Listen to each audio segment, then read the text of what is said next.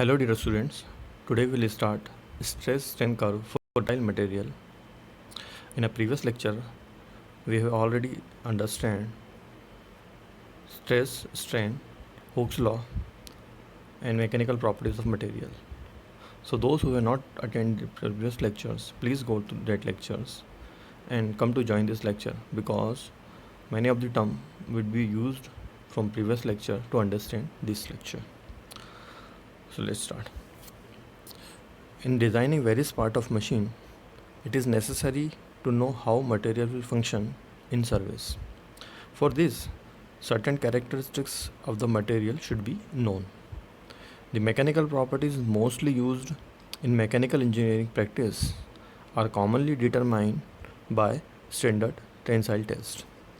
This test consists gradually loading a standard specimen of a material and noting the corresponding value of load and the elongation until the specimen fractures. The load is applied and measured by a testing machine. The stress is determined by dividing the load values by the original cross-section area of the specimen. The elongation is measured by the determining the amount that two reference points on the specimen are moved apart by the action of the machine. The original distance between the two reference points is known as gauge length, and the strain is determined by dividing the elongation value by the gauge length. So मोटे तौर पर हम लोग एक tensile test करने जा रहे हैं और इस टेंसाइल टेस्ट के तहत हम लोग मैकेनिकल प्रॉपर्टीज़ के बारे में जानेंगे. जो भी बिहेवियर मटेरियल दिखाता है आफ्टर अप्लाइंग लोड. सो यहाँ आप लोग देख रहे हैं ये एक स्पेसिमेन दिया गया है जिस पर टेंसाइल टेस्ट परफॉर्म किया जाएगा. ये लेंथ रहेगी आपकी होल्डिंग लेंथ जो कि होल्ड की जाएगी टेस्टिंग मशीन से, एंड ये लेंथ है गेज लेंथ. जितना भी वेरिएशन आएगा जब भी हम लोग यहाँ पर टेंसाइल टेस्ट करेंगे तो जो भी वेरिएशन आएगा वो इस लेंथ में ही आएगा. तो इसको मेज़र करने के लिए हमें स्ट्रेस को अगर मेज़र करना है तो स्ट्रेस मेज़र करने के लिए यहाँ पर अप्लाइड लोड की वैल्यूज़ हमारे पास दी होगी जो कि हम लोग धीरे धीरे इंक्रीज़ करेंगे. तो ये लोड की वैल्यू और यहाँ पर जो क्रॉस सेक्शन एरिया बन रहा है इन दोनों के रेशोज़ से हम लोग निकालेंगे स्ट्रेस की वैल्यू. और वहीं बात करें हम लोग स्ट्रेन की, तो स्ट्रेन के लिए हमारे पास जब ये टेस्ट परफॉर्म किया जाएगा तो इसमें एलोंगेशन होगा, इस लेंथ में एलोंगेशन होगा. तो elongation change in length upon जो गेज लेंथ ओरिजिनल लेंथ है दोनों के रेशो को हम लोग बोलते हैं स्ट्रेन. तो यहाँ से हम लोग स्ट्रेन मेज़र करेंगे. अब देखें हम लोग यहाँ पर एक स्ट्रेन कर्व दिख रहा है और इस कर्व में स्ट्रेस और strain horizontal in vertical axis पर दी गई हैं. वर्टिकल एक्सिस पर स्ट्रेस की वैल्यू दी गई है जो कि होती है सिग्मा. जैसा कि मैंने बताया आपको कि यहाँ पर हम लोग फोर्सेस को ग्रेजुअली इंक्रीज़ करेंगे. तो फोर्स और जो हमारा स्पेसिमेन रहेगा उसका क्रॉस सेक्शन इस दोनों का रेशो रहेगा आपका स्ट्रेस. तो इस तरीके से हम लोग स्ट्रेस फाइंडिंग करेंगे.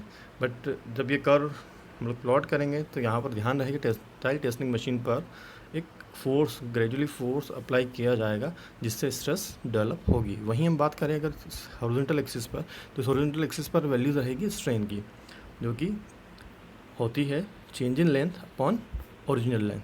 तो जैसे जैसे आप लोड अप्लाई करेंगे यहाँ पर स्पेसिमेन पर एलोंगेशन होना शुरू होगा और साथ साथ तो गेज लेंथ भी हम लोग को पता रहेगी. तो इन दोनों का रेशो कहलाएगा आपका स्ट्रेन.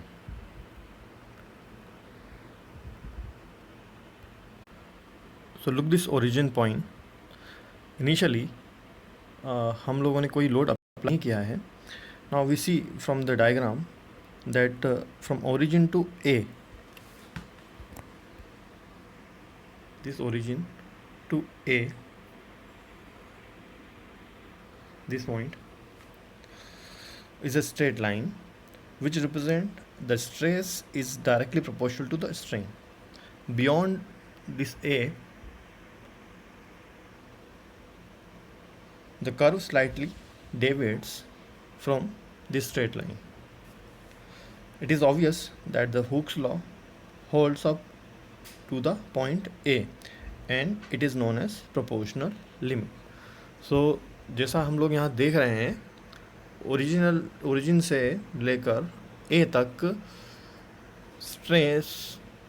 स्ट्रेन के बीच में जो कर्व जा रहा है वो स्ट्रेट लाइन के तहत जा रहा है. और यहाँ हुक्स लॉ के तहत हम लोग जानते हैं stress is directly proportional to the strain.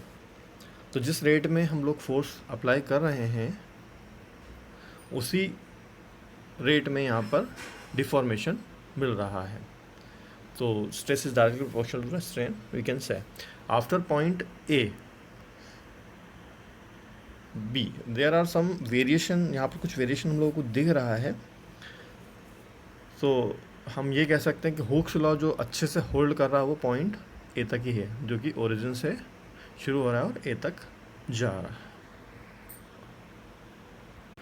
Now it may be noted that even if the load increased beyond point A up to the point B, the material will regain its original shape when the load is removed. This means the material has elastic property up to the point B. This point is known as elastic limit. It is defined as the stress developed in the material without any permanent set. So जैसे ही हम लोग एक के बाद load को बढ़ाना शुरू करेंगे तो up to the point B material से अगर हम लोग लोड को रिमूव करें तो ये अपनी वापस से वही शेप को रिगेन कर लेगा. तो हम यह कह सकते हैं कि up to the point B material में अभी इलास्टिक लिमिट्स है और इस जगह तक मटेरियल कोई परमानेंट डिफॉर्मेशन नहीं शो कर रहा होता है. सो पॉइंट बी जो है ए के काफ़ी नज़दीक है. So most of the practice हम कंसिडर करते हैं कि यहाँ ए की पॉइंट है. If the material is stressed beyond point B the plastic stage will reach. That is on the removal of the load the material will not able to recover its original size and shape. A little consideration will show that beyond point B, the strain increase at a faster rate with any increase in the stress until the point C is reached. At this point, the material yield before the load and there is an appreciable strain without any increase in stress. In case of mild steel, it will be seen that a small load drop to D immediately after yielding commence. Hence, there are two yield points C and D. The point C and D are called upper yield and lower yield point respectively. The stress corresponding to the yield point is known as yield point stress. जैसे ही हम लोग point B से सी की तरफ बढ़ते हैं तो यहाँ पर प्लास्टिक डिफॉर्मेशन वाली स्टेज रीच हो जाती है. मीन्स जैसे ही हम लोग लोड को रिमूव करेंगे तो मटेरियल एक तरह से परमानेंटली डिफॉर्म हो चुका होगा. इसी को हम लोग बोलते हैं प्लास्टिक डिफॉर्मेशन. ऐसा भी शो हो रहा है कि पॉइंट बी के बाद जैसे हम सी की तरफ बढ़ रहे हैं तो यहाँ पर जिस रेट में स्ट्रेन इंक्रीज़ हो रही है उस रेट उससे कम रेट में यहाँ पर स्ट्रेस अप्लाई की जा रही है. सो यहाँ पर मटेरियल यील्ड हो रहा है. और अब हम बात करें यहाँ पर पॉइंट डी की, तो माइल्ड स्टील के केस में ऐसा देखने में आता है कि अगर कुछ अमाउंट ऑफ लोड आगे रिमूव किया जाए या लोड हल्का सा कम किया जाए तब भी लगातार डिफॉर्मेशन जारी रहता है. तो यहाँ पर हमें एक पॉइंट और मिलता है, इसको हम बोलते हैं लोअर यील्ड पॉइंट. और इस पॉइंट पर जो स्ट्रेन रहेगी वो यील्ड पॉइंट स्ट्रेस कहलाएगी. So point C is upper yield point and point D is a lower yield point. ये कुछ स्पेशल केसेस होते हैं जिनमें हम लोग लोअर यील्डिंग की भी बात करते हैं. पॉइंट डी, तो पॉइंट डी पर स्पेसिमेन कुछ अमाउंट ऑफ स्ट्रेंथ रिगेन करें बिकॉज हायर स्ट्रेन के लिए high amount of stress required होती है। सो इसके बाद हम लोग पॉइंट डी से अगेन लोड की वैल्यूज़ बढ़ाना शुरू करते हैं, जो कि बढ़ती ही पॉइंट ई तक। जैसे हम पॉइंट ई रीच करते हैं, ये पॉइंट अल्टीमेट पॉइंट होता है, और इस पॉइंट पर जो स्ट्रेस होती है वो अल्टीमेट स्ट्रेस कहलाती है। इस पॉइंट को रीच करने के बाद कोई और अमाउंट ऑफ लोड की रिक्वायरमेंट नहीं होती स्पेसिमेन को ब्रेक करने के लिए, क्योंकि यहाँ पर जो स्पेसिमेन है इसमें नेक्ड फॉर्मेशन शुरू हो चुका होता है कुछ इस तरीके से, और नेक्ड फॉर्मेशन होने की वजह से यहाँ पर एक क्रॉस सेक्शन एरिया काफ़ी कम हो चुका होता है। सो इसके को ब्रेक करने के लिए और ज़्यादा अमाउंट ऑफ लोड की रिक्वायरमेंट नहीं होती। इसके बाद फर्दर अगर हम लोग देखें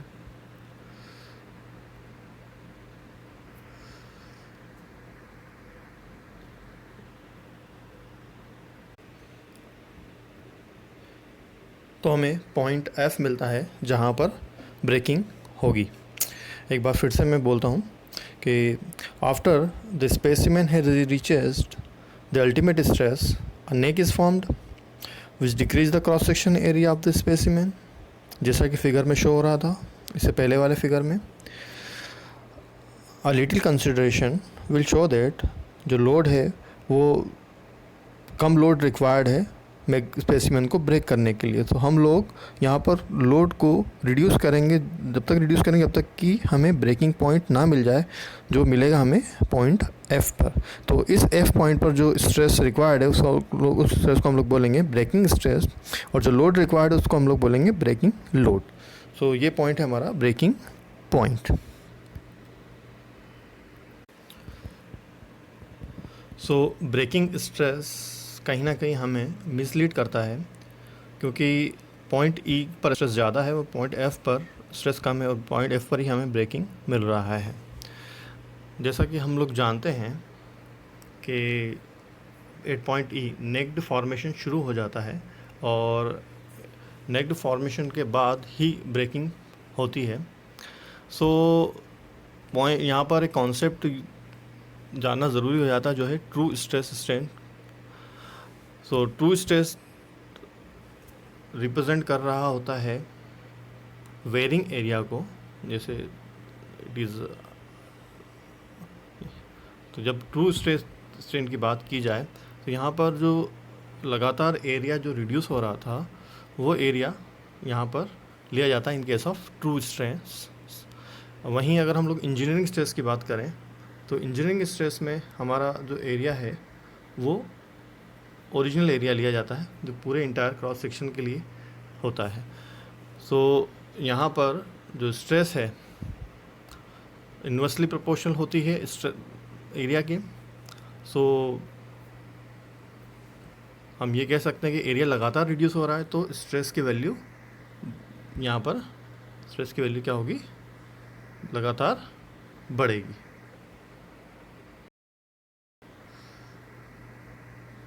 ये ट्रेंड फॉलो होगा। और जहाँ तक इंजीनियरिंग स्ट्रेस की बात है तो वहाँ पर हमें नीचे वाले पॉइंट पर ब्रेकिंग मिलेगी। तो ये डिफरेंस है इंजीनियरिंग स्ट्रेस और ट्रू स्ट्रेन में। आई होप ये लेक्चर आपको समझ में आया होगा। इस लेक्चर के रिगार्डिंग अगर आपके मन में कोई भी समस्या डाउट्स हैं तो प्लीज़ कमेंट बॉक्स में इसको मेंशन करें। और इस लेक्चर को मैं यहाँ एंड कर रहा हूँ। All the very best.